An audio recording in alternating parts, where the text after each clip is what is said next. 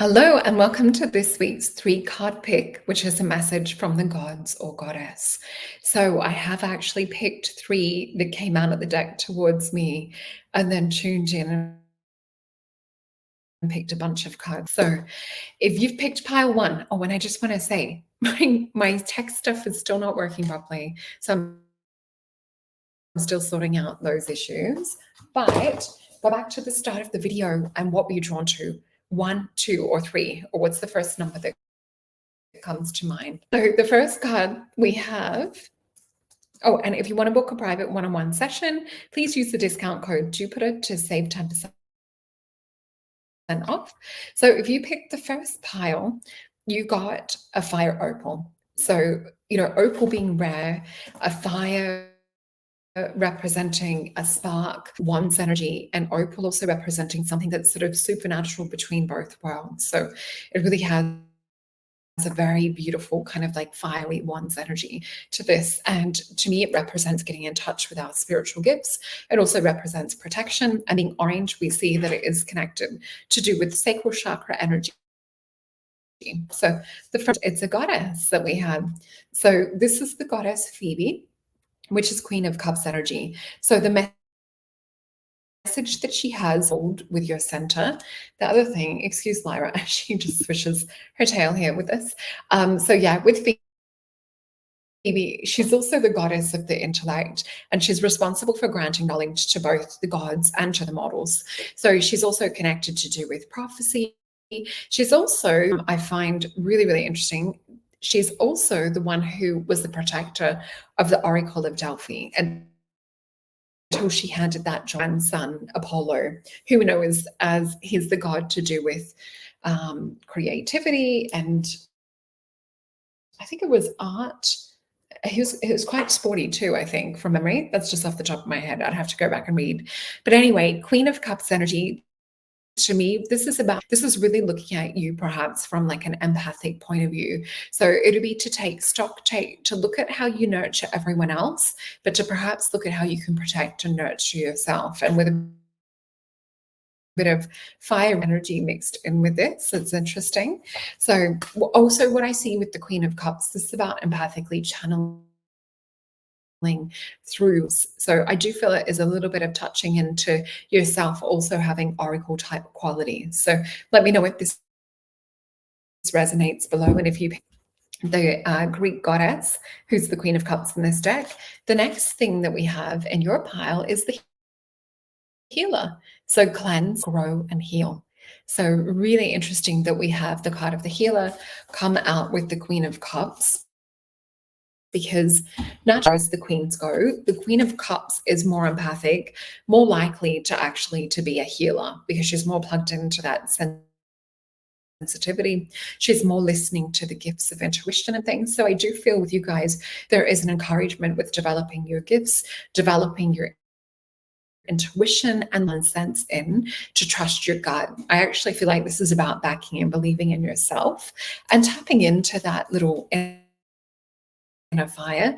And interesting, this like 3rd or 4th week running, I think we've had the burden card come up since I've been using my Avalon deck a little bit more. So I would say there's something emotionally, something that you need to surrender and perhaps like let sieve through you. So let's have a look into what cards we have for tarot this week for you guys. And if there's any message that wants to come through from this beautiful goddess, this protector. I really just feel this is really about trusting in your own intuition, trusting. The word that she's also giving me is honoring. And I feel that this is about honoring self, not just about serving others. So let's flip these cards straight over. Oh my gosh, the Empress. So she comes out with the Prince of Cups. So with the Empress, for me, she's very sort of closely emotionally of cups. I always sort of see them both in this sort of mother nurture role. And again, we see this with the swan, with all the little baby chicks, double Phoenix energy, pink and green heart chakra.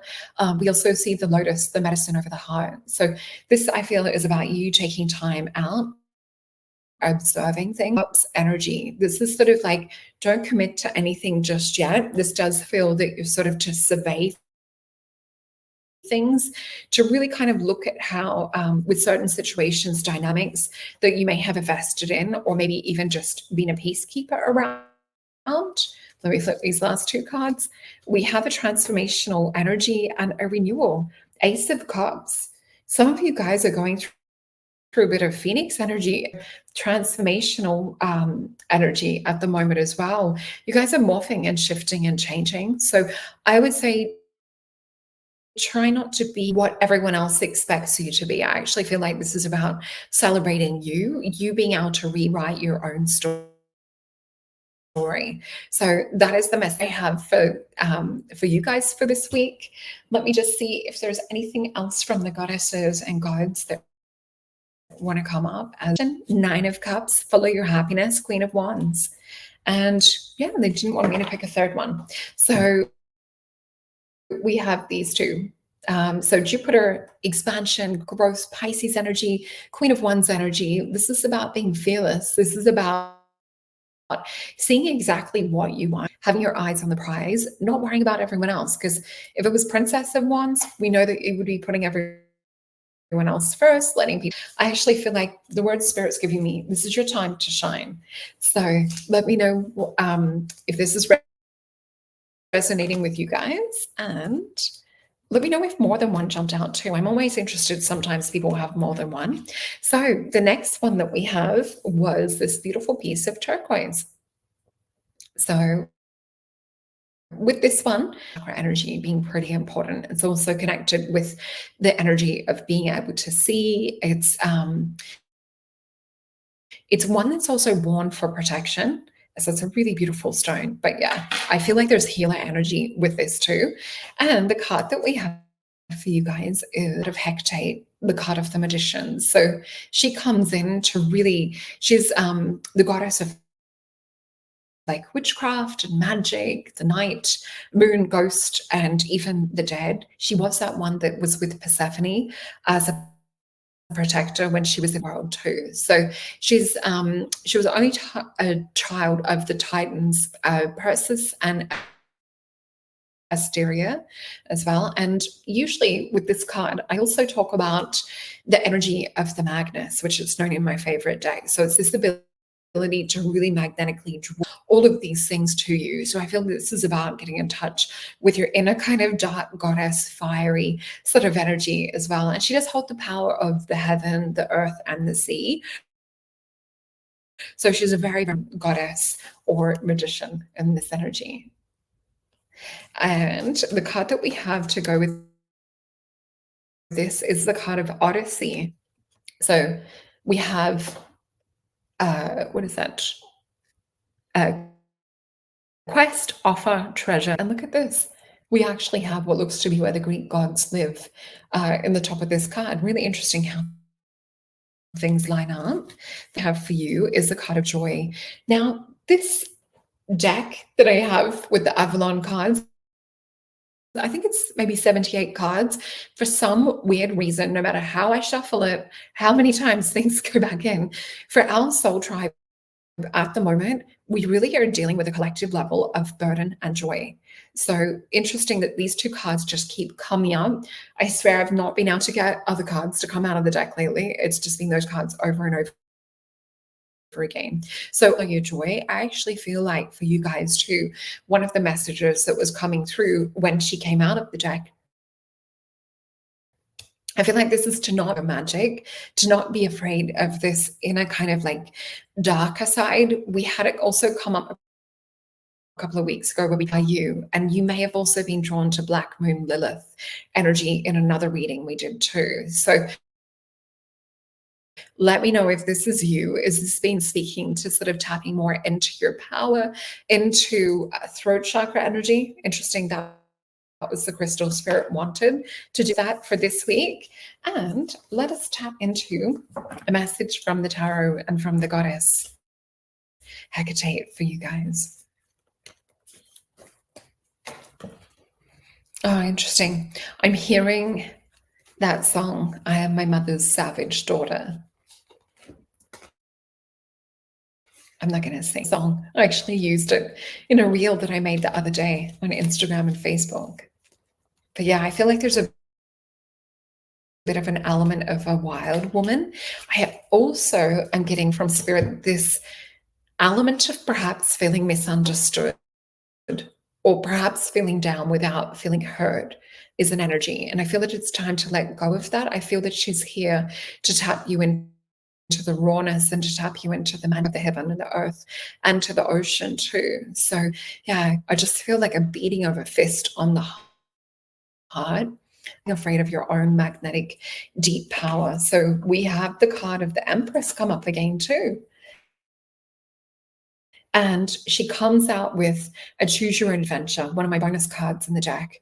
So interesting that we have Queen of Cups and the Magician or Phoebe and Hecate coming out with a similar message. So, oh my gosh. And you know how I filed these in individually? Look what came out again too. Similar message. You guys are going through a transformation. This is going to be preordained to astrology. Julie would be the one to ask about with this. I would love to hear what she says. But yeah, the next cards that we have, the Hierophant actually coming back, not being like Seven of Wands, which is we see Mars and Leo. This is not being for fear of what others think of you. It's not having to defend yourself, and perhaps a little bit more witch trial stuff. What we're also too is some of you might be manifesting love because you know the Empress will usually seek and desire out the Emperor. So the bit of a message on you guys this week, actually sort of like visioning in and really looking at like what it is that you want to bring through. But let's get some cards from the Goddess and God's deck. They want 3. We have a Queen of Wands again. How weird is that we're getting similar cards? Let me know if you felt drawn to 1 and 2. It's an Ace of Wands. So this is really strong, influential power, but I feel that it's when you actually magnify and use ritual and work with your power that we're getting things drop in from the heavens, is what I'm seeing. So it's to realize that you have a foot in each world, that you do have magic to channel down here. But yeah, I do feel somewhat there's an energy around claiming your power back, standing your feels like for some of you, you're manifesting love. So maybe drop me a love heart emoji if that is something that you're working with this week. And he's back. I'm just filing the way individually again. We're going to check the third deck. And for those of you wanting a one-on-one reading or wanting to dive deeper into anything whatsoever, I do look into your energy with the aura drawing, and it really is unique in that we can specifically get kind of like a pulse check frequency-wise with it. And we would talk to spirit and also do some tarot and oracle to go with it. So all the messages usually will come in and bring alignment. With the third pick of cards, if you picked this, we have hematite. So this is a very strong, it's quite a grounding stone if you're off with the fairies. As they say, keep some hematite in your pocket. And it is is also one that it will help to keep you here and anchored. If you're making crystal grids, I would say keep some hematite. And the card that we have to go with this is Prometheus, and it's the Hanged Man. And I know this is a few people's favorite card. So yeah, we've got the Hanged Man with this. And you guys know that I talk about him being the matrix breaker, or someone to kind of like break suit from what's normal, what's expected. They is a divergent. So in this, reminding me to do something. In this, Prometheus was one of the Titans, and he also was a little bit of a trickster, and he was the god of fire. So it was said that perhaps that he took the fire from the gods and gave it to the mortals and to the humans. So he's also a master craftsman. And yeah, just can't be put in a box character. So he was a bit defying. Also, the other thing I remember to do with Prometheus is, so he ended up having a disagreement, and it's funny because this is in the Netflix series Chaos, which I haven't been able to fully get into It's a little bit slow. But anyway, you see where Zeus kicks Prometheus out and he's stuck on a cliff, and birds are said to come and pick his liver every day, and then he has the power of regeneration. So every day his liver's regenerated and birds come and eat it again. So there is a really kind of supernatural energy that we have with the hangman. But yeah, more I would say he's related or connected. It's Neo in the Matrix for me. It's this breaking free from the confines or the box. And we also have the card of the priestess for you. So we see begin, persevere, or sorry, perceive, predict, and prophesize. So we've got some very oracle type energy with each of the three picks today. We also have the hawk. Now, this is very interesting. We were just talking about his liver and about the regeneration. So omens and messages. And that's what I did today with picking for gods and goddesses, that there is this underlying energy of tapping back in magic, tapping back into gods and goddesses that wanted to come up. So let me know if there's any gods and goddesses that have been coming. I would love to hear whatever is coming up. And the cards that we have Prince of Cups, who is a little bit of my we have the Hierophant and the Magnus.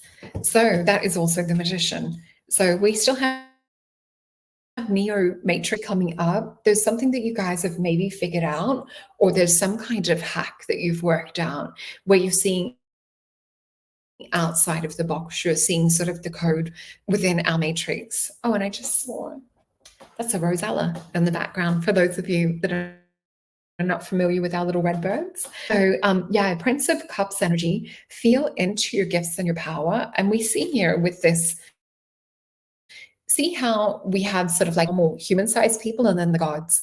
So I do feel this is about feeling into your connection with some ancient mythology, or perhaps even into other timelines with this. So we have the Magnus. So this is about exploring your gifts. It's also the card of the Magician, who we just did for card pile number 2. So tapping in and programming it out into the quantum that you want to harvest and sort of see come to you. Watch out though, because there is a weakness with this. And also with the Magician, there's trickster energies came up twice, like to do with Prometheus and to do with this Magnus. So 2 cards, we've got 10 of coins and the Empress energy. The Empress has come up for every single one of the card picks today, 1, 2, and 3. Let me more card. We also have 10 of Wands. So there's some kind of ending or oppression that you guys have been blocked possibly around, had like a stalemate, and then we're seeing the investment pay off. So I do feel this was to bet on yourself to bring to fulfillment. With the oppression or 10 of Wands card 2, that is Sagittarius and Saturn energy too. So it's not really letting anything restrict you anymore, hold you back. Watch out for trickster type energy is the message I feel coming through from Prometheus, but it's also tap into your gifts to do with regeneration, is Magnus Magician energy. So let me know if this resonated for you guys below, and I would love to hear your favorite gods and goddesses, or if you have a theme that you would like me to pick for a 3-card spread.